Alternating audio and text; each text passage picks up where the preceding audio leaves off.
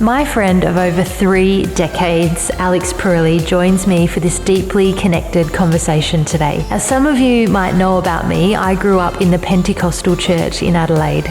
It's a place that I hold very dear to me. It's a place that helped mould me into the human that I am today. The environment set me up with strong values and morals and a connection with God that I cherish and call upon daily. For me, it was a wonderfully positive experience where I made lifelong friends and I even met my future husband. It is in this church that I met Alex, a life of the party, talented and all-round awesome guy. He's magnetic, kind, thoughtful and fun. We were instant friends, albeit we were 5, and we've remained very close since then. Alex was in a battle we never saw, a struggle with his sexuality. His journey to get to a place of honesty was big, it was complicated and it was difficult. He's one of the best people I know, and him coming to share his story was one of the most emotional days I've had in the history of Tea with Jules. Just a side note, we talk about some pretty heavy stuff in this chat, mostly about faith and sexuality. It might be a trigger for someone listening or watching on, but stick with us. I truly believe that this will bring comfort and strength to anyone who might be experiencing something similar to Alex. If you are triggered and you feel like you might need to talk to somebody, please do not hesitate to reach out for help. I'll add some of the links in the show notes. This is my friend Alex Perilli for Tea with Jules.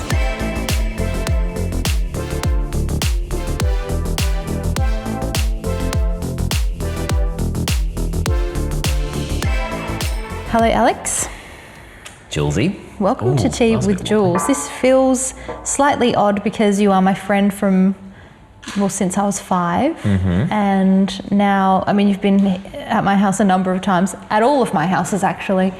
But now here we are with 17 cameras and lights. Yes. And it feels very official. Yes, but it shouldn't. It's just me and you drinking tea. Now, listen, the reason that I wanted to have you on Tea with Jules is because you have an amazing story. Pretty much is the bottom line of it. You think? I do. I think everybody has an amazing story. Yeah. I think people's stories are fascinating, and how people navigate through their lives are fascinating, and that's why I started this show in the first place. But I think your story is special, and I think it's important to share. Yeah. And it's something I haven't really, broached before on this show, the subject of sexuality, and we're probably going to touch a little bit on belief and religion, only because it's a part of our history together. Part of how we grew up. It's a part of your story, and so here we are today. Can we just begin? Let's take it back. We were both born in Adelaide. Yep. We went to the same church. We were in Sunday school together. Yep. Leading worship. Just little children. Just little kids. Yeah. Just so we have a good, sort of base to start. Yeah. Tell me about your upbringing, your family life, and what was happening for you. I grew up in a broken home. I don't do that in a joking way, but I do that in actually it's quite normal way. But I grew up now, after all these years looking back, half of the kids at school now come from broken homes, but I grew up in a tricky sort of home where parents kind of split up at a young age. When I was 5, kind of found church, fell into a caring environment. I don't have a huge amount of negative things to say about the church that we grew up in. I think who we are today, and I think the lives that we lead today are probably, there's a lot of church stuff that we've kind of picked up along the way. So I'm really grateful for a lot of the friends that I made and stuff. Yeah, so that's me. So mum, dad, not together, lovely sister, 3 stepsisters, a half brother, pretty normal modern family.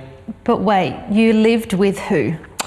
Lived with mum and my sister, and then mum remarried to someone who had 2 daughters who came to live with us. So it was one big unhappy family, I guess, a mishmash of lots of different things going on. My dad remarried, had a son who I adore, my younger brother Nicholas, my half brother, but I call him my brother. He's lovely, and they lived together. And then it all just went from there in terms of the family interactions. When I look back at those days, they were tough days to navigate around, not even for a person questioning their sexuality, but just for a kid to try and work out, I've got a stepmom and a stepdad, and my mum and my dad don't really like each other, and my sisters are kind of nice, but we're kind of not really sisters. And then there's my sister and myself who really stuck together through the whole time, and family going through a whole load of stuff. It's really difficult to work out what normality is and where you fit in all of that and where you fit in the world, because you don't really have a center point. And that's kind of how I felt for probably the first 20 years of my life, maybe even 25 years. What age was all of this happening when your mum remarried? Mum remarried like when I was 8, 9 years old. Mm-hmm. Dad was with someone. Then a whole range of twists happened where my stepdad died of cancer when I was 13. Didn't know how to deal with that. Kind of felt strange about it. Didn't love him as a person, but didn't feel happy that someone had died, and felt really sad for my mum, who spent quite a few years after that quite depressed, I guess. I don't know if it was formally depressed, but she certainly went through a really tough patch personally, but I grew a lot through that as well, right? So I learned about being an adult quite quickly through that process, and started to build for myself my own defense mechanisms, my own strength, that I think when I look back, do I wish I had a better childhood? Probably. Am I grateful for all the stuff that I learned that makes me who I am today? Absolutely. So I think one of the first things that I would call out as a life learning for me was never look back on the stuff that you think is horrible or negative, but think about the day when you're going to be able to draw upon that and make your current life better because of what you learn. Wow. And that kind of sums up so much of how I go about life right now. Whilst all of that was going on, which is a lot, by the way. Yeah.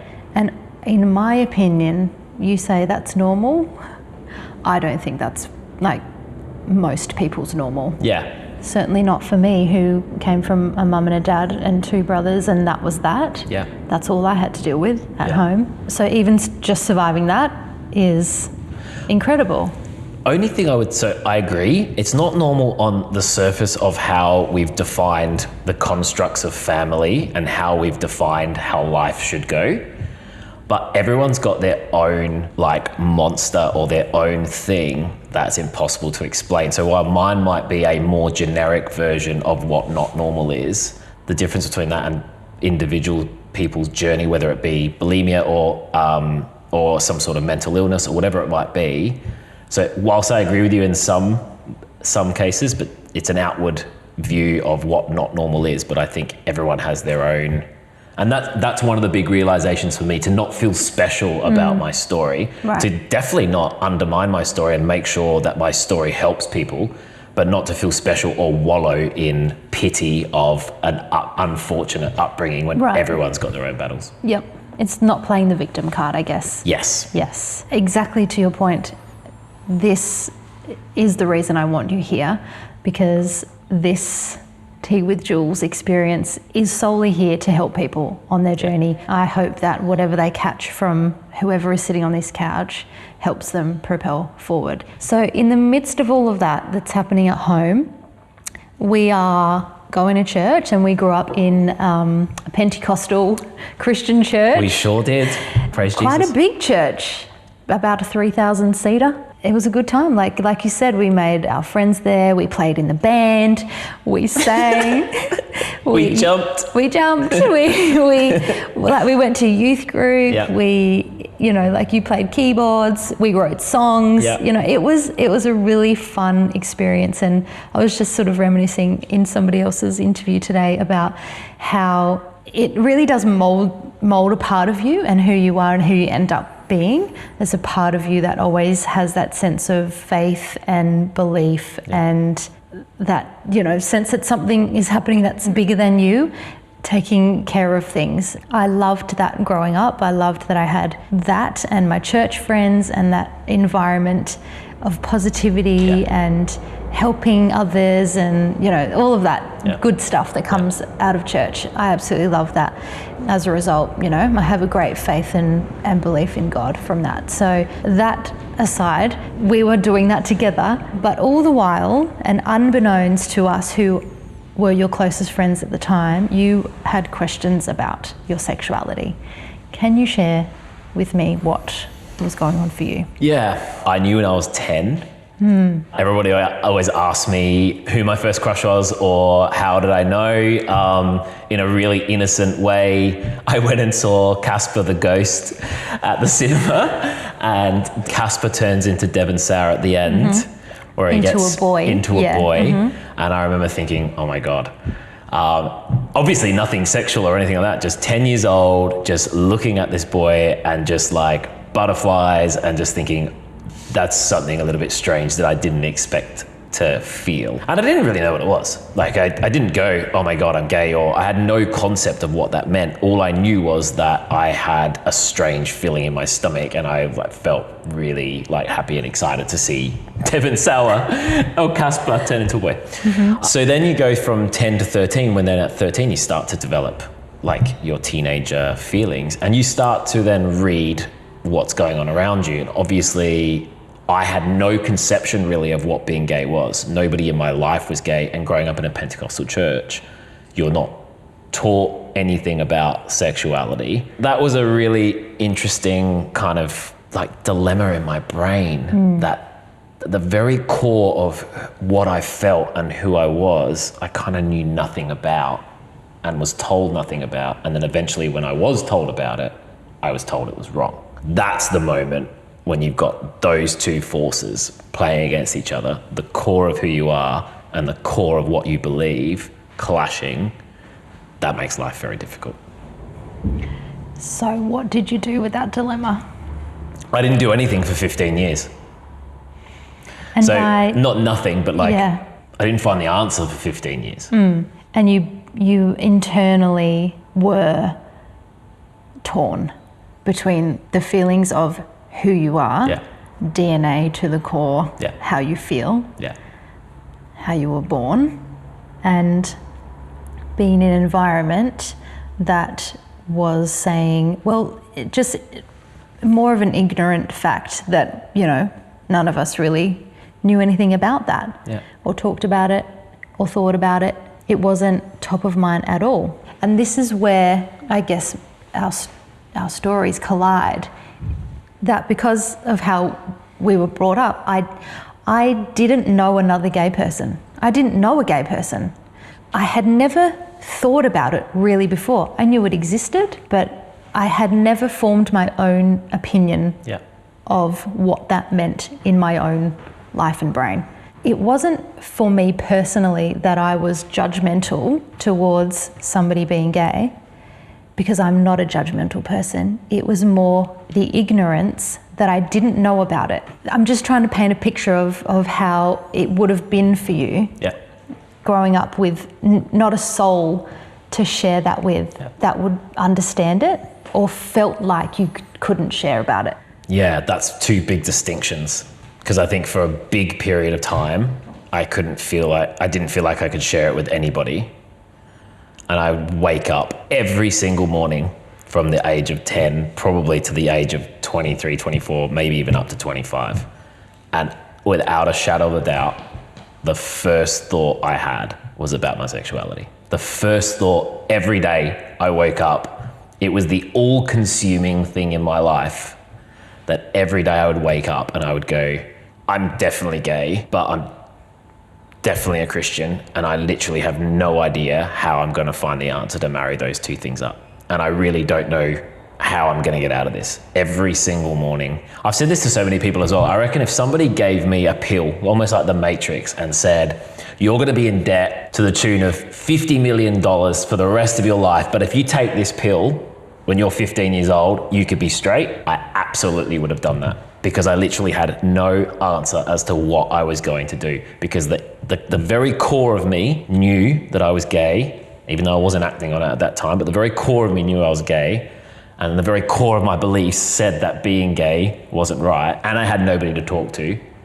So I just inside and just try to find and battle out the answer. And for 15 years, I didn't have it.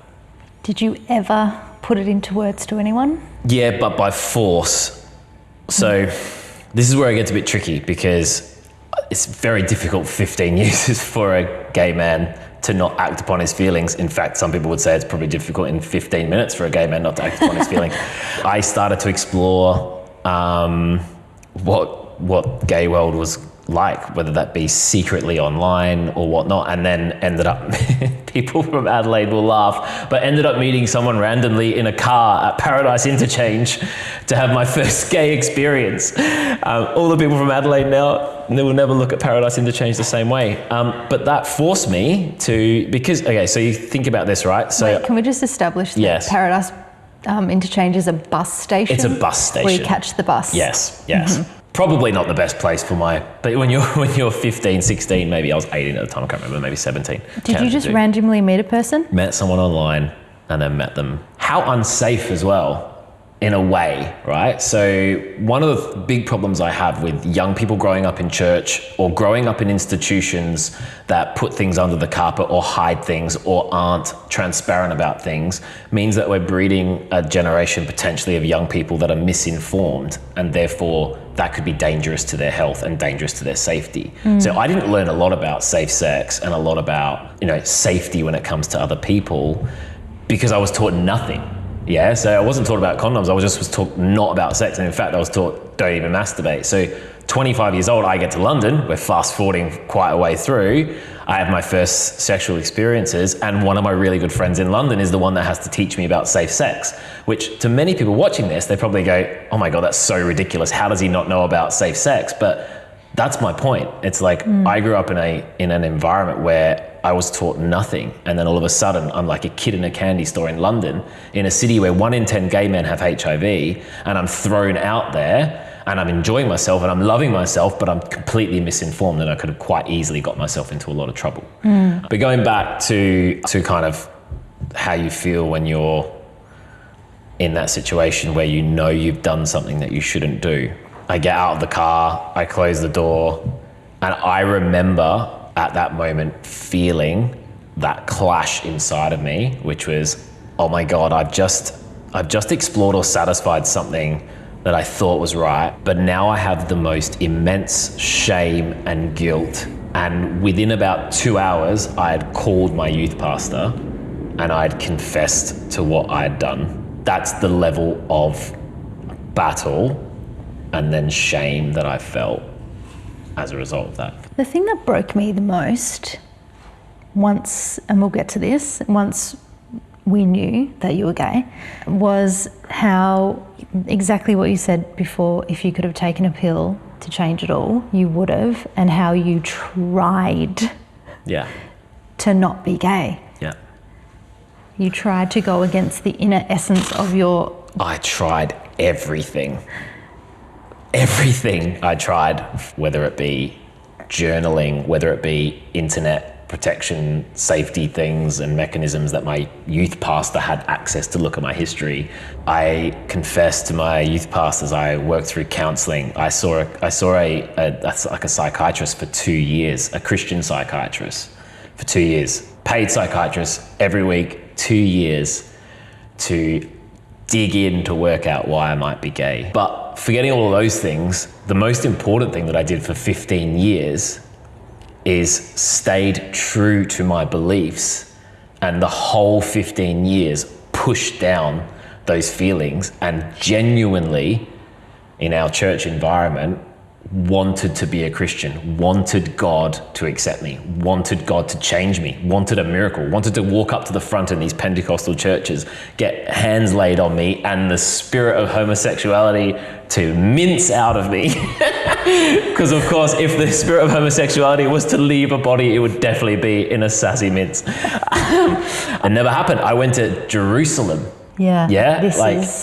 This is epic what you did. I had to find out. I had to find out. Like the whole time up until 25, Jesus is going to heal me. God's going to change me. I'm knocking on the door. I'm asking. I'm praying. I'm journaling. I'm crying. I'm going to altar calls. I'm going to psychiatrists. I'm doing everything in my power to the point where I exhaust everything. And I go, if God is up there and he doesn't answer now, then he doesn't exist.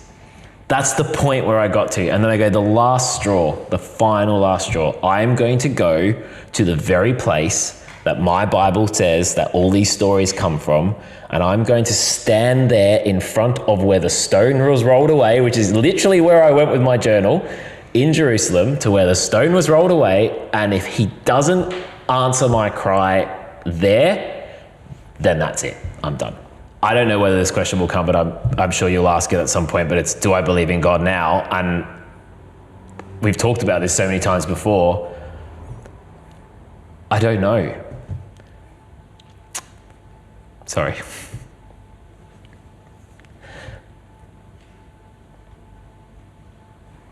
Sorry. I've knocked a lot. But I don't think so anymore. I don't think so. I don't think... Like, I reckon God could sort out so many things for so many people. If he just took, like, omnipotent, omnipowerful, omnipresent, most amazing God. I'm not knocking religion, I'm not knocking faith, and I know you believe in God, and I know loads of people in this world do, and there are so many beautiful Christian people, and Muslim people, and Jewish people, whatever, every religion, so many lovely people. So I wouldn't knock faith. But I reckon if God just took 10 minutes just to pop down and go, gotta sort some things out. Right, you, homos, you're all right by me. Well, I don't know why I'm going English now, but I feel like God might be English. But I reckon if he just popped down and he went, you know what? I love Muslim people, so change your immigration laws. He went down and go, you know, I love this. Christianity, cool, no worries. Don't do that, do that. I'm here, I'm alive. I reckon things would be so much better. But I feel like I've been knocking and I've been asking for him to come down just for 5 minutes, just to check in with me and go, you know what? You're fine. But after all of it, I've had nothing.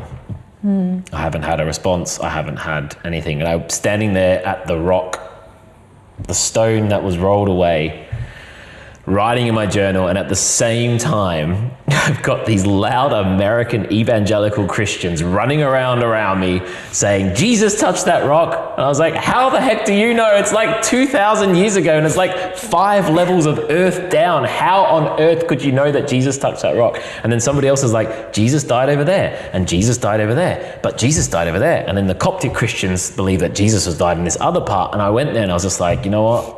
In my view, and again, no disrespect to anyone who's had a really spiritual moment in Jerusalem, it was a circus. And I left Jerusalem, and I got back on the plane to London, and I was like, look, mate, old mate, you can't deny that if those pearly gates exist, and one day when I stand in front of them, I'm gonna have a pretty good case, which is, I bloody well tried everything, and you didn't answer. So let me in. And that's my view of God. When you decided that you were done hiding who you were, you moved to London. Mm-hmm. Why did you move to London? I feel like the dramatic answer is to run away from it all and be gay. But it's not. Like when I moved over there, I actually joined a church over there. So I think I probably just got a little bit bored with Adelaide, which I assume no one will judge me for that, and just wanted to just experience something different. I think the subconscious part of that, exploring something different and taking myself out of or escaping from where I grew up, would be a great way to facilitate coming out when the inevitable comes. And probably just some headspace and thinking time and that freedom, as you said. And I think headspace, thinking time, but to your point that you made before about ignorance and how we grew up in an ignorant environment. That sounds really harsh to say it that way, but we were taught we lived in a bubble, and we were taught whatever principles we were taught that were kind of very narrow.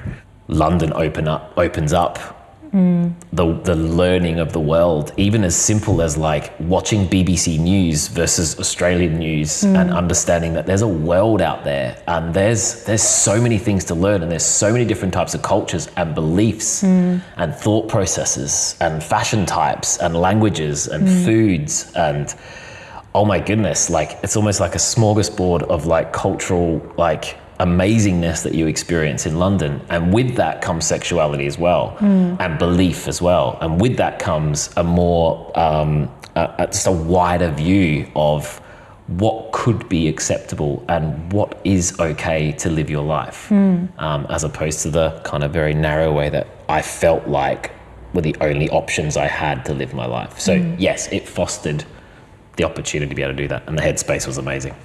So when you finally came out, and I remember talking to you, I think you talked to Guy first and then I talked to you. I felt so empathetic towards you, and I kind of felt kind of terrible that we as your friends and people in your closest circle were around you for all of that time, and we didn't know what you were going through, that we didn't know your struggle, we didn't know how hard it was for you, we couldn't be there for you.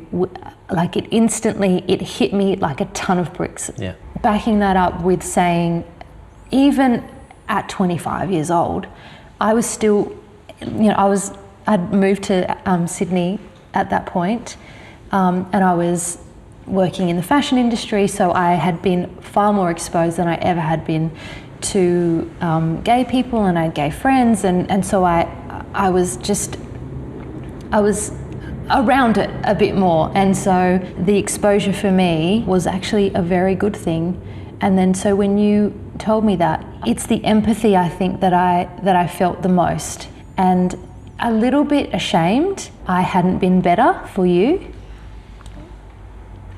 And I think that's where, when I say our stories collide, I think that's that exact point, that my life, because of your story, changed. Yeah. Because my ignorance and stupidity and total lack of empathy, like you were a person to me, and like a gay person had never been a person to me, but you were my person. And so how could I, as a friend and someone who I love, ever think that that's wrong or not love you?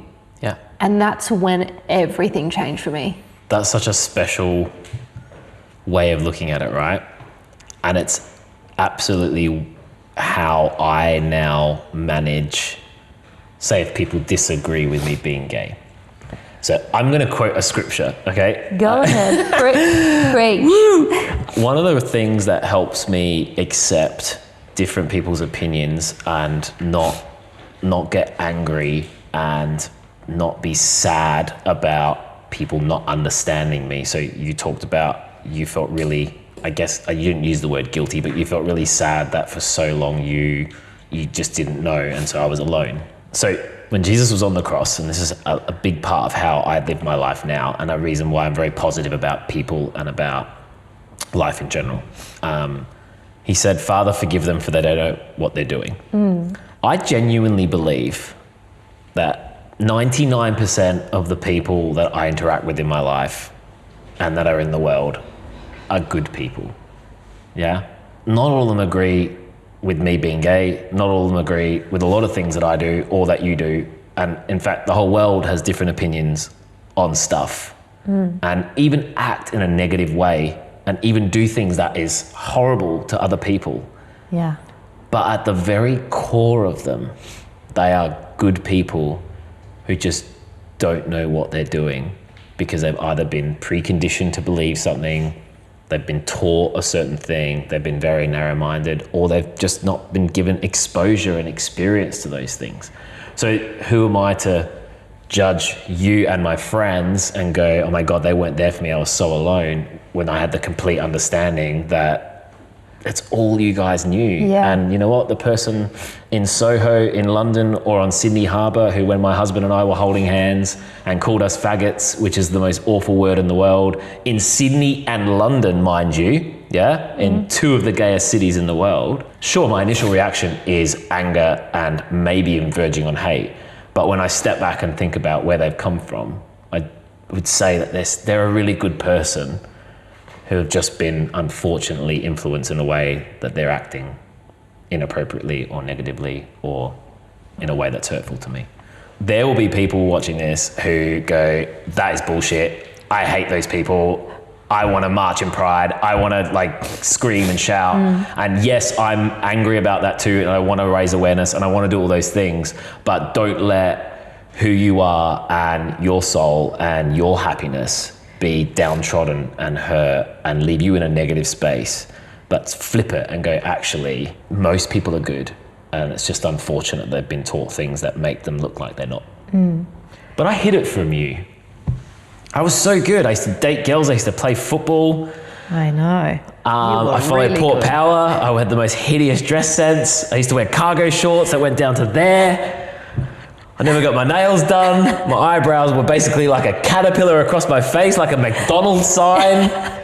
I was chunky. Not that there's anything wrong with that. It takes all sorts. But look, I didn't really set the gay world on fire. I did that up until I was maybe even 27. So all the signs were there for me to be a normal, heterosexual, Christian, Italian, Australian boy.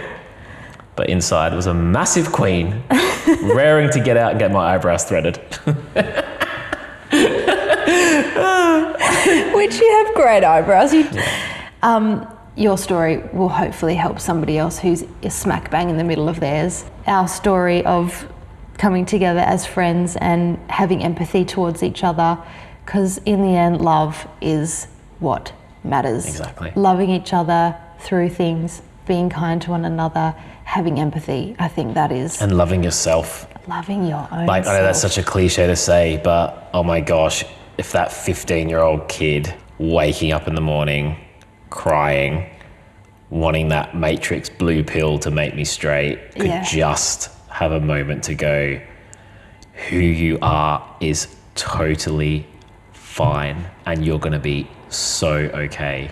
Yeah. And if there's kids out there, 15-year-old, 20-year-old, 13-year-old kids going through what I went through, battling with sexuality, battling with who they are, trans, whatever it might be, you are you, and just be amazing and just love the people around you and love yourself. And it does get easier. I know that's a cliche, but you will build friends and people will accept you. And some people won't, but building yourself to make sure you love yourself.